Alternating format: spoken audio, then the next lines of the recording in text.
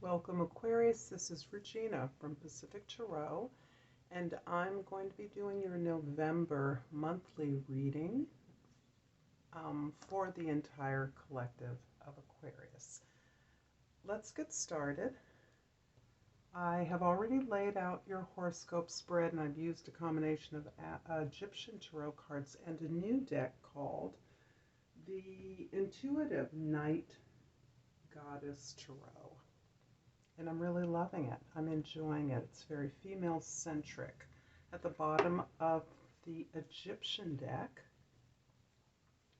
is the Lover's card. And the Lover's card is describing a major decision that you have to make at this time. You're actually at a crossroads in many ways, and you're split between a higher and a lower path. At this point in your evolution, you're fully capable, Aquarius, of determining which road is which. And you're being mightily tempted to go the easy route, to go the way that you've gone before. Let's find out what this is about. We're going to start with the first house, which is the Three of Cups. The Three of Cups is showing your basic general attitude at this time towards every area of your life is one of empathy, sharing emotional experiences, pleasure, joy, expressing empathy, and understanding that you are now creating a stronger emotional support for yourself and your intimates that is cause for a celebration. This is an important new opportunity for you to gain maturity. The second house is possessions, your values, your body. The Queen of Pentacles shows you very comfortably rooted in the material world. Here you are independent, you're supremely self-reliant, and you're in a place of safety and security. Your abundance, your prosperity is helping you to feel protected and established.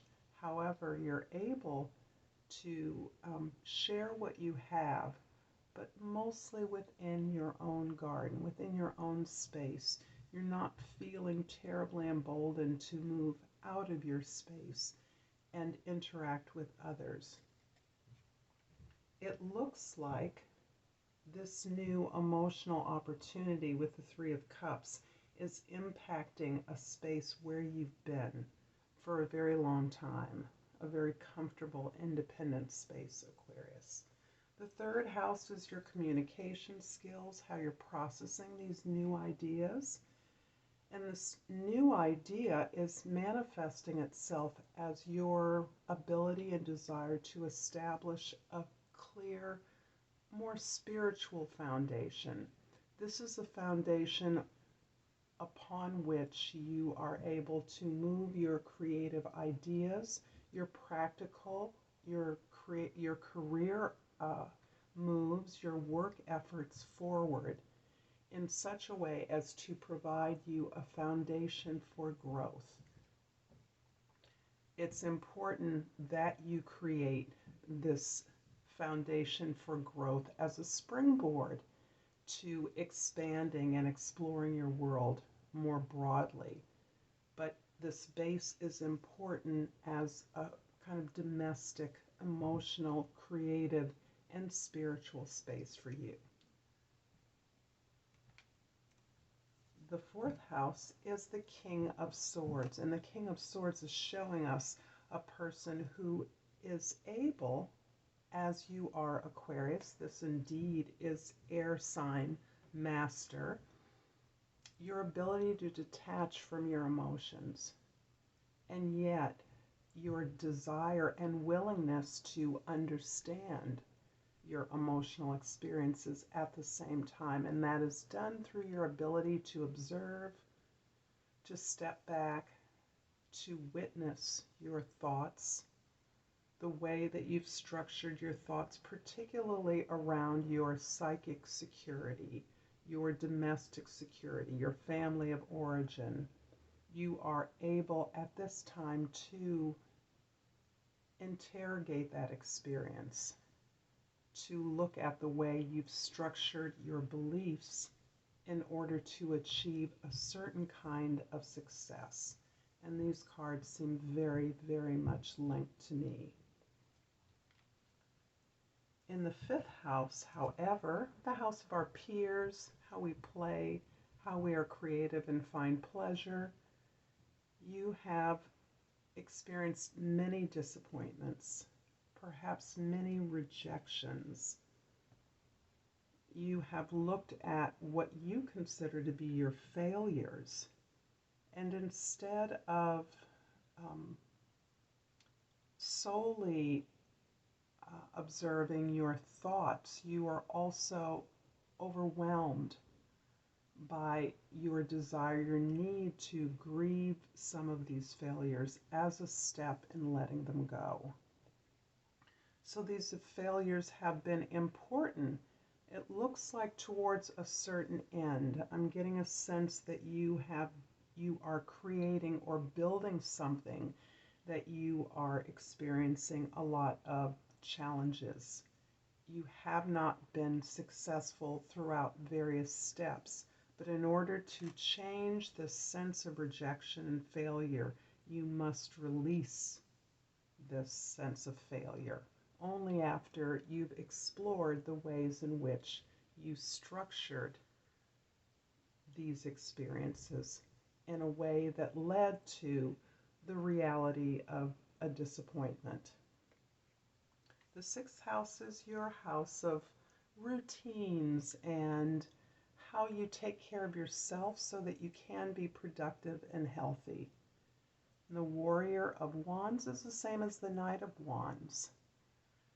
And this is looking at the way in which you are looking to continue to grow, the ways in which you are capable of being productive and creative, but also of how you are able to work with others in service to a larger goal. So this is you being inspired to service and perhaps rethinking your creative efforts in the past to looking at them as of service to others, helping you understand that whatever you succeed at, whatever you're able to produce, indeed will be of value to others. The seventh house is the house of your significant others, and the Eight of Pentacles shows you working very hard.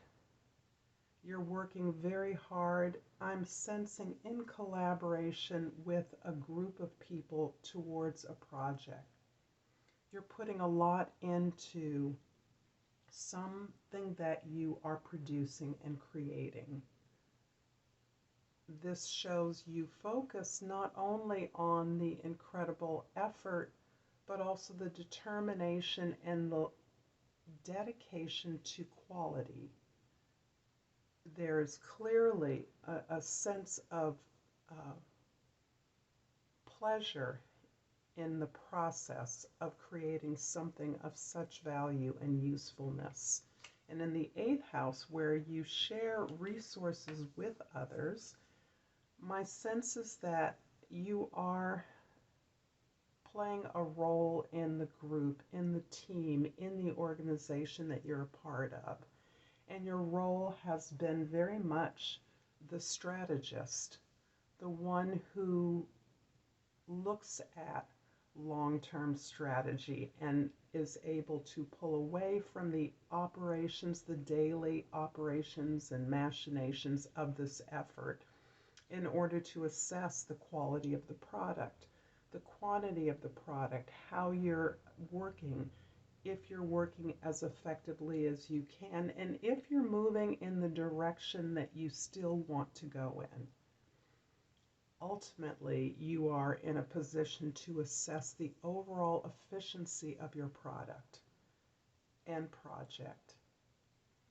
In the ninth house, your philosophical and spiritual values, Aquarius, are very much uh, pictured by the Freedom card. This is number 7, the Chariot, in a more traditional deck. And you are really honing in on the value of your own desires. You're really able right now to take your focus and creative will and open yourself up to the intervention of others. That is accepting help, assistance, guidance, teaching from whoever and wherever you know the authority to lie. You're understanding that your own authority, coupled with the authority of the universe, is creating a vehicle for you to move very rapidly towards your goal. And I am feeling and sensing that you are either a teacher or a student in some less traditional way. Perhaps whatever work you do incorporates training and mentorship, leadership, guidance, counseling.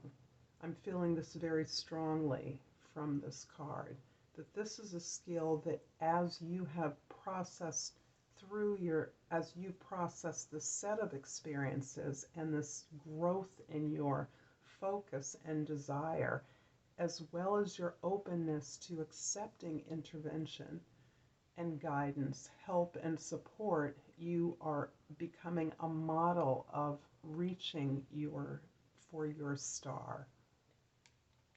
The 10th house is where others see us, how others see us, the work we do in the world. And the Knight of Wands is mirrored here in the 6th house. The Warrior of Wands is also the Knight of Wands in the intuitive Night Goddess Tarot card.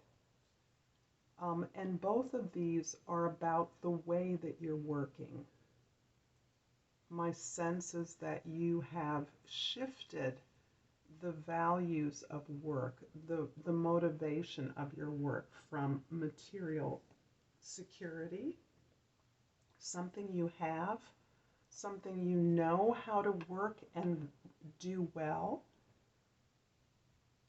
However, you're now motivated by a higher sense of values, by a new way to join with others in reaching for values that everyone can share in, work and value that everyone can participate in.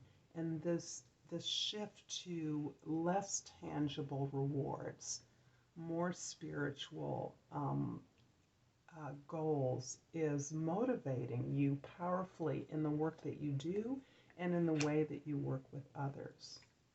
The 11th house is where we associate with our tribes, our invisible and visible communities, towards humanitarian efforts, how we work with the world to enjoy its resources and heal its difficulties, its calamities. The 5 of Swords is showing that it's the place where we often self-sabotage, where we often either attempt to manipulate or are manipulated. So I'm reading this card as your ability to struggle away from a familiar set of associations. This is where you have worked in a more conventional way for more conventional goals in the past, but have begun to recognize that these are not shared goals. These are not shared values. You're moving into an arena of new values and new goals, but the leaving apart, the managing, the negotiating with these tribes, these former associations, is very difficult, it's very painful, and it's exhausting. The 12th house is the house of our lessons learned, the end of the situation. And I'm gathering from the Strength card this ability of yours to help others, to meet people where they're at in order to provide them what they need. And this is, it can mask for others the fact that you yourself have been through many difficulties and challenges. You've had a deep series of disappointments, perhaps betrayals, manipulations. Others have disappointed you in many ways. And through that, you have continued to take the higher road, to give to others what you wish to receive. It's the golden rule. Despite your experiences of loss and disappointment, you have the personal strength, the spiritual wisdom to understand that you will receive what you have been given. I'm going to pull an oracle card from the language of flowers to finish up this reading, Aquarius.